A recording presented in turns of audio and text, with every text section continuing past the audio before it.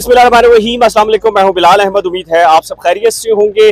जैसा कि हमने आपको बताया था कि जो सैलाब आया है उसके बाद जो सिंध की सिचुएशन है, अमली तस्वीर क्या है, दावे अपनी जगह हैं, इक़दामात क्या हैं, कौन से इलाके में कहाँ कितना पानी है और जो लोग मुतासिर हुए हैं वो किस तरह अपनी ज़िंदगी को गुजार रहे हैं, तो सांगड़ जाकर हमने सूरत हाल को देखना है। लेकिन अभी हम कराची से हैदराबाद पहुँचे हैं, टूल प्लाजा क्रॉस किया है कि हमें दरियाए सिंध नज़र आया है। दरियाए सिंध के अंदर तो पानी ठीक है, लेकिन जो अतराफ़ की आबादियाँ हैं, मुख्तलिफ प्लेटफॉर्म्स हैं, वो मुकम्मल तौर पर पानी में डूबे हुए हैं। तो मेरे साथ सेव द चिल्ड्रन के खुर्रम साहब मौजूद हैं। खुर्रम साहब, हम आगे जा रहे हैं, आगे की बात करेंगे। ये जो सिचुएशन है इसके ऊपर क्या कहेंगे और क्या हमें आगे इससे बदतरीन सिचुएशन मिलने वाली है? बिल्कुल जी। अभी हमारा सिलसिला सफ़र हमारा शुरू हुआ है और मैं ये देख सकता हूँ कि अभी ऑलरेडी जो है इतना ज़्यादा पानी इस वक्त यहाँ पर मौजूद है। आई कुड सी के जो घर हैं, स्कूल्स हैं, बेसिक हेल्थ यूनिट्स का अंदाज़ा हो रहा है यहाँ पर, क्योंकि इलाके में वो भी मौजूद होंगे। तो अब चूँकि सारी आबादी इस वक्त जो है वो अंडर वाटर है और मुझे ये लगता है कि बिल्कुल आगे जूँ हम आगे जाएंगे तो सिचुएशन वर्स्ट होती रहेगी और पानी हमें ज़्यादा मिलेगा और ज़्यादा डैमेजेस हमें नज़र आएंगे। अच्छा, आप क्या कर सकते हैं और क्या करेंगे आगे जाकर, आपके मंसूबे क्या हैं, थोड़ा सा उसके बारे में बताएं।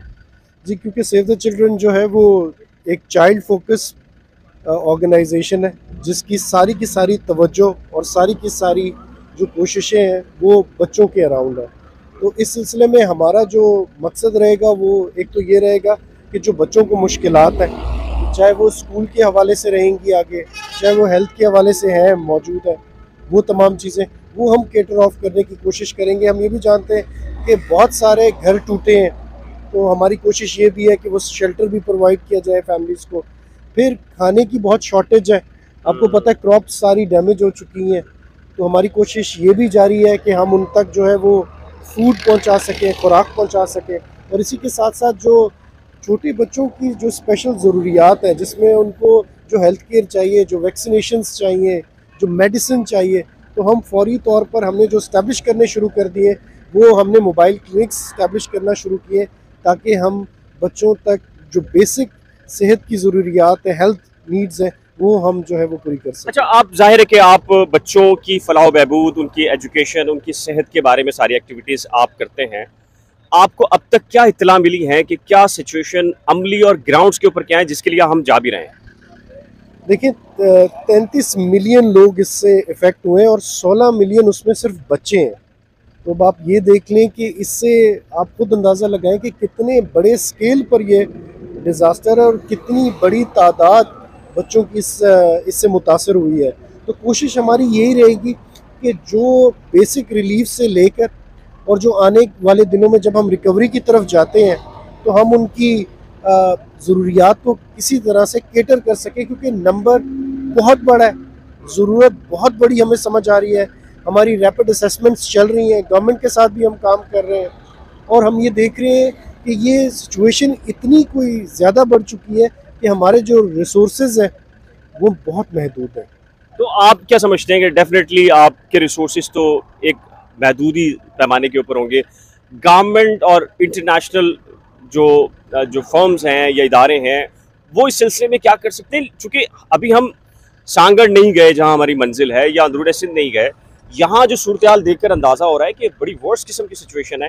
तो आप इंटरनेशनल फोरम्स के हवाले से क्या देख रहे हैं? मैं तो जहाँ पे भी हमारी सबसे इम्पोर्टेंट बात यह है कि हमारे पास तमाम मालूमात मुयस्सर हो, इंफॉर्मेशन हमारे पास कंप्लीट हो और फिर उसके बाद हम जाएं and we should speak out to the world कि ये इतना ज़्यादा मैग्नीट्यूड पर चीज़ें हैं, तो they need to come up, they need to stand up और वो आकर इसमें सपोर्ट दें, बिकॉज वसाइल बड़े महदूद हैं इस वक्त और उसमें बड़ा ज़रूरी है कि इंटरनेशनल इदारे हों, चाहे ह्यूमैनिटेरियन ऑर्गेनाइजेशन है, चाहे UN है या बाकी फलाई इदारे हैं, तो सब मिलकर आए। और ये क्लाइमेट का कसूर है, ये कोई ऐसी बात नहीं है कि जिसमें कोई और सिलसिला हो, ये क्लाइमेट चेंज की और पाकिस्तान का तो इसमें बहुत कम हिस्सा है। अच्छा, मैंने सुना है कि आपकी एक्सपर्टीज भी क्लाइमेट चेंज की। ये बताएं, ये जो एरिया इस वक्त डूबा हुआ है, ये क्या वाकई इसको ये दरिया का हिस्सा नहीं है, इसको क्या इस पर कब्जा होना चाहिए था या नहीं होना चाहिए था? ये भी तो एक बहुत बड़ा सवाल है। हम ये इस सिलसिले में आपसे आगे जाके भी पूछेंगे। बहुत सारे इलाके ऐसे हैं और बहुत सारे माहिरीन ये कह रहे हैं कि जी जो कुदरती पानी का बहाव है या उस नेचर ने उसकी जो रास्ते बनाए हैं उनके ऊपर आप कब्जे करेंगे, सोसाइटीज़ बनाएंगे, घर बनाएंगे, एग्रीकल्चर करेंगे तो डेफिनेटली डैमेज होगा। और जब आप उस पानी को रोकते हैं वहाँ से तो फिर वो शहरों के अंदर जाता है और शहरों के अंदर जो सूरत हाल है कि पानी जा चुका है लेकिन वो नशेबी इलाके हैं और वहाँ से पानी निकालना एक बहुत बड़ा मसला बन गया है। तो बहुत शुक्रिया खुर्रम साहब। तो नाज़रीन ये सूरत हाल है। इससे पहले कि हम आगे जाकर आपको सूरत हाल से आगाह करते हैं, लेकिन ये जो सूरत हाल हमने यहाँ देखी है इससे बखूबी आप अंदाज़ा लगा सकते हैं कि अंदरूने सिंध में जो कुछ भी हो रहा है या हुआ होगा वो कितना वर्स कंडीशन होगी, कितनी ख़राब पोजीशन हो सकती है। तो ताज़ा तरीन अपडेट्स ये थी। तो इंशाल्लाह हम आगे के जो इलाके हैं उससे भी आपको बाखबर रखेंगे। अब तक के लिए इतना ही, शुक्रिया।